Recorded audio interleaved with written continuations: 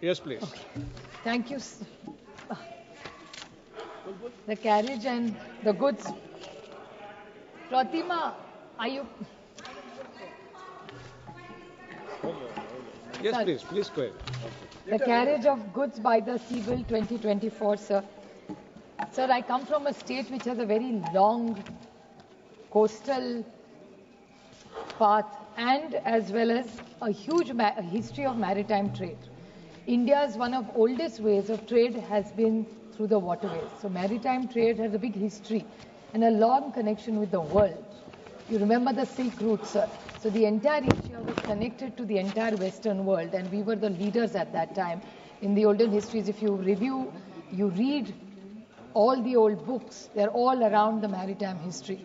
So Maharashtra and India has been a huge contributor to global trade at that time through maritime trade. There are a few suggestions I would like to make to this government. I appreciate them bringing all these lading bills, but if they had consolidated them all, it would have been much more effective rather than bringing them in piecemeal.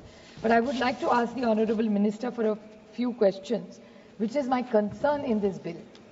First is, what is the exact definition of the port is if he could expand, because there's so much technology coming in it. And we heard it from the Treasury bench. They talked about the Hamburg rules, which actually failed in 1925. Then we signed the Hague and the Visby rules. That's what we are implementing today.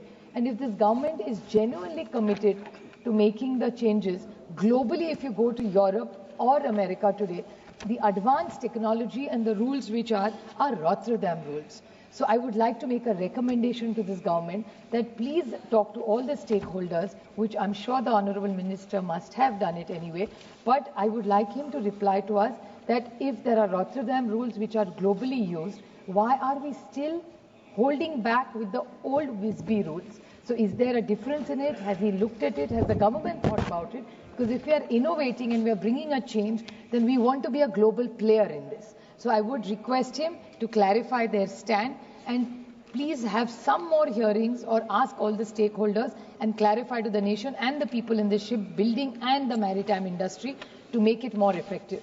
The other question I'd like to ask him is that what will be the status of the maritime board with this new ruling?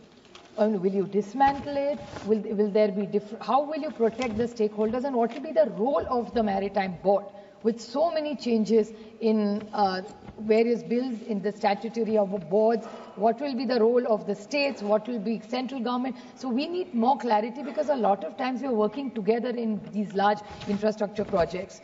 Another thing, what will be the responsibility? As a matter of fact, the state you come from, sir, in Visakhapatnam, there was a story of one of the largest ship owners who exported things out of India. And when it went into international waters, they were raided. And the allegation made against an Indian businessman was that there were drugs in it. So it was obviously, there was rulings, the ship was brought back, a big investigation. There's nothing wrong with that. My only concern is that after 9 months, it was proved that there were no drugs, it was shrimp feed in it. Now the entire operation, the losses, and what would government do to protect its Indian? When you say you want to do Atmanirbhar Bharat, this was Atmanirbhar Bharat story.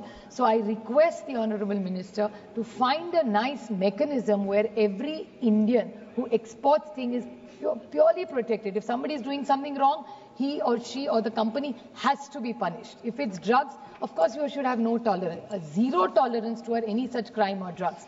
But if there is a legal business going on and internationally there's a miscommunication, in a time-bound manner, our Indian maritime business opportunities should not be treated like this. They should be treated with respect and justice should be given to them immediately. Please conclude. So this is a very big concern. So my only request to him, a small suggestion also, sir, the Government of India is making a huge investment in Maharashtra in the Vadhavan port.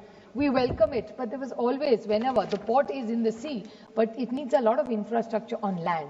And we've had a lot of controversies. So I request the double-engine Sarkar, because of all the fishermen there and all land acquisition has been a big challenge. So and so has the mangroves been a huge issue. I just request the Honourable Minister to be sensitive towards the farmers whose land you're acquiring and to the fishermen who for years together. They have had this new project that the Honorable Prime Minister launched, sir, about all the Karigars doing businesses and things of which are legacy businesses. So it's like they want the Karigars to do whatever their father and forefather has done. उसमें उनको परिवारवाद चलता है, सिर्फ हमारे में थोड़ा दिक्कत होता है.